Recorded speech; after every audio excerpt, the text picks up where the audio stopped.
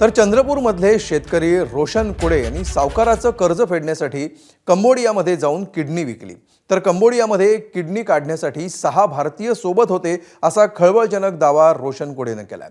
तर कंबोडियामध्ये किडनी काढण्यासाठी आलेल्या लोकांमध्ये राजस्थान, पंजाब, हरियाणा, बिहार आणि उत्तर प्रदेशमधल्या युवकांचा समावेश असल्याचा दावाही रोशन कुडे यांनी केलाय।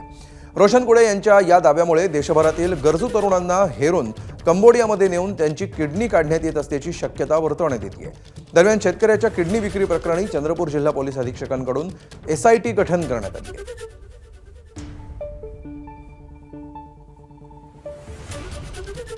कंबोडियाला तुम्ही जे गेले तिथं नंतर काय काय झालं तुमच्यासोबत? तिथं ऑपरेशन झालं. ऑपरेशन झाल्यानंतर मग मी भारतात आलो 26/10/2024 ला. तुम्हाला किती पैसे मिळाले त्याचे? 8 लाख रुपये मिळाले. राजस्थानचे होते, काही हरियाणाचे होते, पंजाबचे होते, बिहार, उत्तर प्रदेश, आम्ही महाराष्ट्राचे पण होते दोघे जण, पण तो एका नाही केला, तो पडत आला. आता जे पीडित असतील, माझ्यासारखे असे कितीतरी पीडित आहेत, त्यांनी आता समोर यायला पाहिजे। तर या किडनी विक्री प्रकरणाची गृह विभागासह राज्य सरकारकडून गंभीर दखल घेण्यात आली।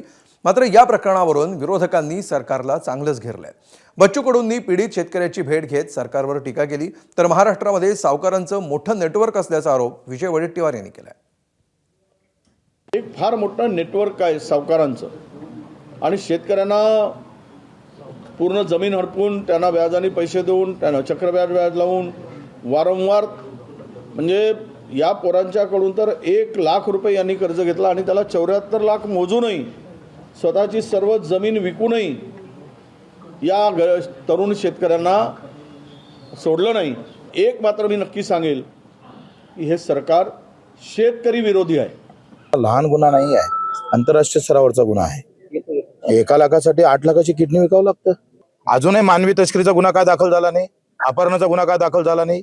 मुख्यमंत्री, या विदर्भातला मुख्यमंत्री आहे, साधा फोन करून चौकशी करत नाही मुख्यमंत्री।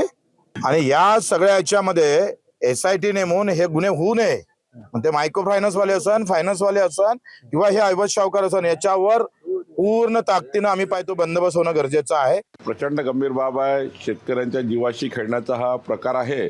यावर माननीय मुख्यमंत्री देवेंद्र फडणवीसजींनी SIT आणि त्या ठिकाणी गंभीर दखल घेतली आहे।